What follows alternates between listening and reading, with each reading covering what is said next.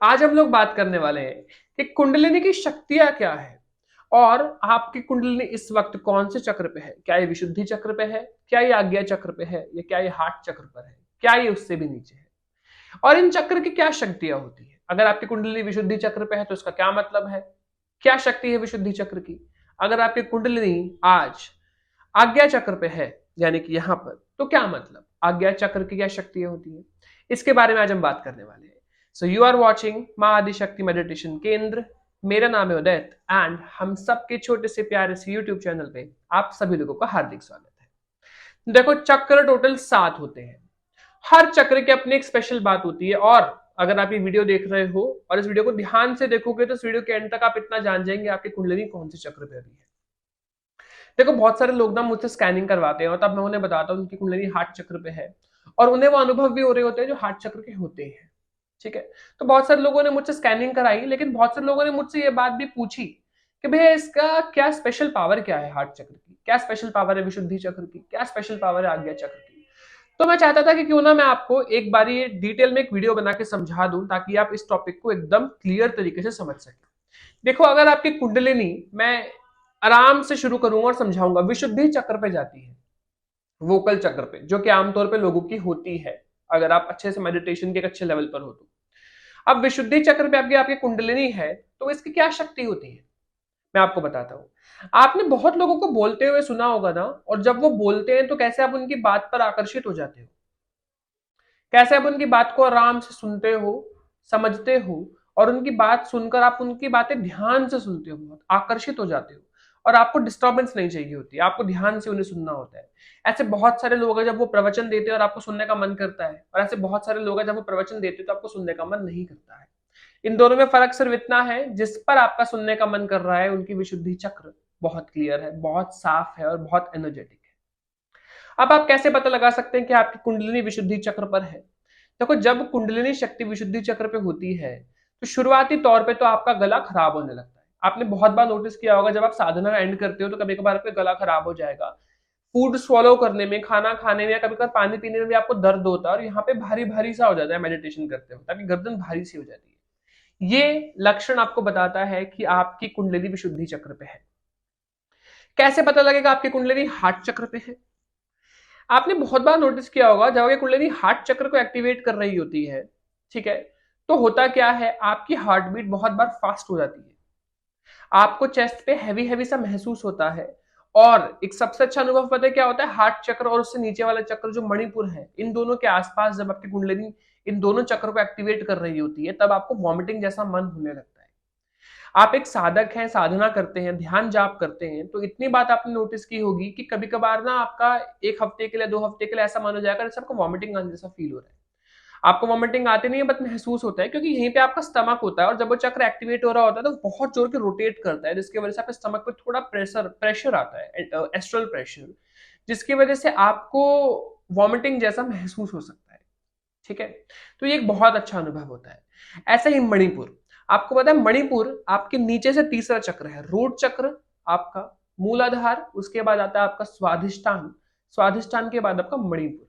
मणिपुर चक्र की एक स्पेशल बात बताऊं, मणिपुर एक रिमोट कंट्रोल है आपकी सिद्धियां, यानी कि आप जो एनर्जी कलेक्ट करते हो उसको कंट्रोल करने की। सारी सिद्धियों का कनेक्शन इस चक्र से होता है।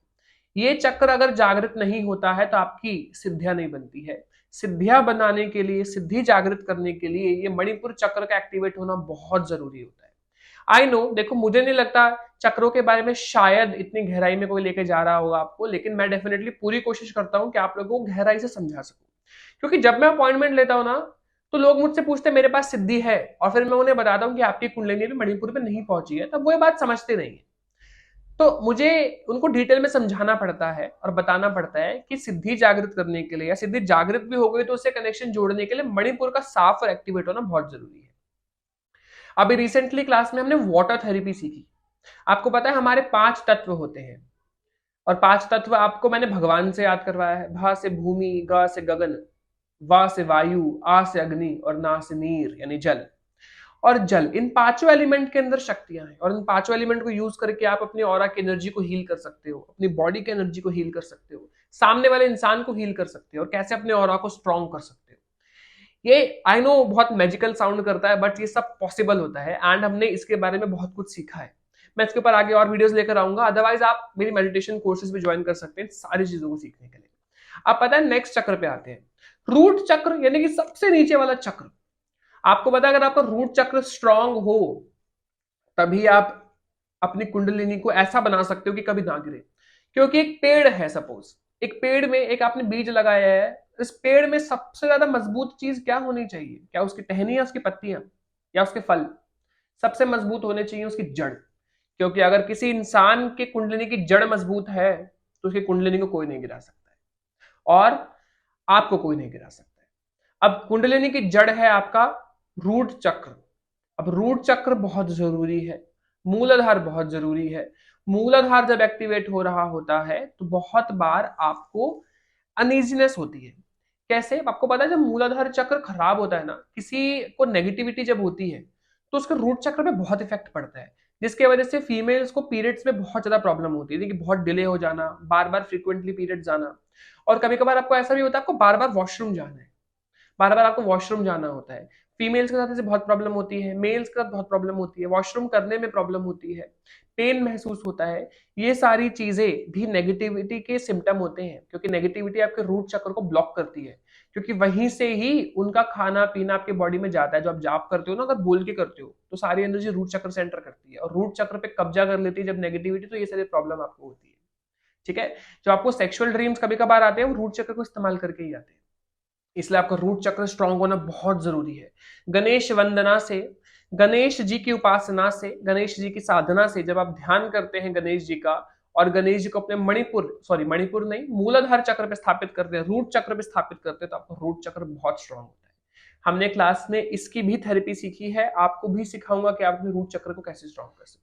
ठीक है? गणेश जी के जाप करें फिलहाल शुरुआत के लिए, गणेश जी का बीज मंत्र या ओम श्री गणेशाय नमः या गणेश वंदना करके मूलाधार चक्र का आप जब ध्यान करेंगे तो आपका रूट चक्र स्ट्रांग होता है। ठीक है?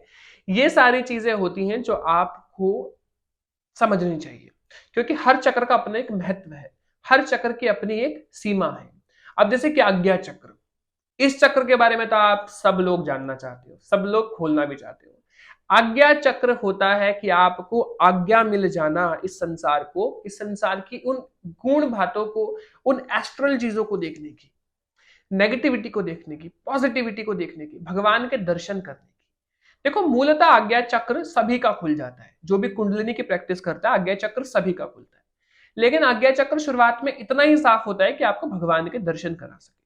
लेकिन जब आप आज्ञा चक्र की और प्रैक्टिस करते हो देखने की, तब ये और धीरे धीरे धीरे क्लीन होता रहता है और इसके साथ आप बहुत सारी चीजों को, जैसे कि नेगेटिविटी को और बहुत चीजों को देख सकते हो। अब एस्ट्रल ट्रेवल भी बहुत जरूरी होता है, और एस्ट्रल ट्रेवल कैसे होता है ये भी बहुत इंपॉर्टेंट है, क्योंकि एस्ट्रल ट्रेवल बहुत लोगों ने किया है।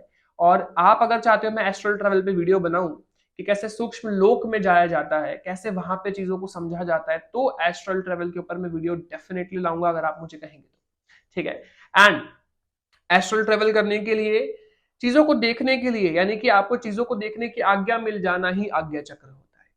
और आप आज्ञा चक्र के 3 पहलू होते हैं, आज्ञा चक्र से पास्ट देख पाना, आज्ञा चक्र से प्रेजेंट देख पाना और आज्ञा चक्र से फ्यूचर देख पाना, जिसमें से फ्यूचर देखने की बहुत बाउंडेशंस होती है। इसे त्रिकाल दृष्टि बोलते हैं और ये बहुत कम लोगों को प्राप्त होती है। ठीक है? एंड ऑब्वियस सी बात है, इसके लिए बहुत तप और बहुत चीजें और बहुत आगे गहराइयों में आपको जाना पड़ता है। ठीक है? और दूसरी बात ये रहती है कि आज्ञा चक्र आपको भगवान के दर्शन की भी लाभ देता है। यानी कि आप कभी कभार देखेंगे कि आप सपने में हो, सुबह सुबह आपको भगवान की तस्वीर आगे आ जाती है, प्रकाश आ जाता है आंखों के आगे, भगवान की फोटो या भगवान के दर्शन आपको होते हैं, वो आज्ञा चक्र से होते हैं। जब आपका जाप रूट चक्र से उठ के यहां पर जाता है और आपकी चेतना सर से नीचे को आती है, जब दोनों टकराते हैं तो शिव और शक्ति के मिलन से प्रकाश जागृत होता है, जिसकी वजह से आपको अपने इष्ट के दर्शन होते हैं। और ये सारी चीजें भी आज्ञा चक्र से पॉसिबल होती है। आई होप आप समझ पाएंगे हर चक्र की क्या शक्ति है और जान पाएंगे कि आपकी आज्ञा चक्र एक्टिवेट है नहीं। अब आज्ञा चक्र के क्या अनुभव होते हैं? जैसे कि आज्ञा चक्र के अनुभव होते हैं, बहुत बार आज्ञा चक्र पे पूरे समय खिंचाव रहना, चीटी चलने जैसा महसूस होना। कुछ लोगों को ना यहाँ पर प्रेशर होता है, कुछ लोगों को ऊपर होता है, और कुछ लोगों का प्रेशर धीरे धीरे ऊपर बढ़ता रहता है। क्यों? क्योंकि उनकी कुंडलिनी आज्ञा चक्र से भी ऊपर जाती है। आपने देखा होगा जब दो मैग्नेट को आप पास लेकर आ रहे हो तो दोनों में कैसे खिंचाव होता है, ऐसे जब कुंडलिनी उठ रही होती है तो उसमें और आज्ञा चक्र की ऊर्जा में जब खिंचाव पैदा होता है, उस प्रकार आपको यहाँ पर खिंचाव महसूस होता है, सर भारी महसूस होता है। सर का भारी होना नकारात्मक ऊर्जा के कारण भी हो सकता है और सकारात्मक यानी कि पॉजिटिव एनर्जी से भी हो सकता है। अब आपको देखना पड़ेगा कि आपके साथ ही क्या हो रहा है। खिंचाव होना, माथे पे कुछ चलता हुआ महसूस होना, बहुत बार अलग अलग चीजें दिखना, आंखें बंद करने पर कभी कुछ कभी कुछ कभी कुछ, अलग अलग रंगों का दिखना, अलग अलग शस्त्रों का दिखना, आंखों का दिखना, एनर्जीज का दिखना, ये संकेत देता है कि आपका आज्ञा चक्र एक्टिवेट हो रहा है। आई होप आप इन चीजों को समझ पाए और आप ये पहचान पाए कि आपकी कुंडली इस वक्त कौन से चक्र पर है। और पता है, चक्र का जागृत हो जाना और चक्र का सिद्ध हो जाना अलग बात होती है। इसके बारे में मैं 2 मिनट आपके लूंगा। आई नो वीडियो थोड़ी सी लंबी हो रही है, बट मैं चाहता हूं कि आप आज इस टॉपिक के बारे में पूरा जान जाओ। अब देखो, चक्र की सिद्धि हो जाना और चक्र को जागृत हो जाने में अंतर होता है। सपोज मेरे को आज 3 महीने हो गए हैं मेडिटेट करते हुए और मेरी कुंडलिनी हृदय चक्र पर है।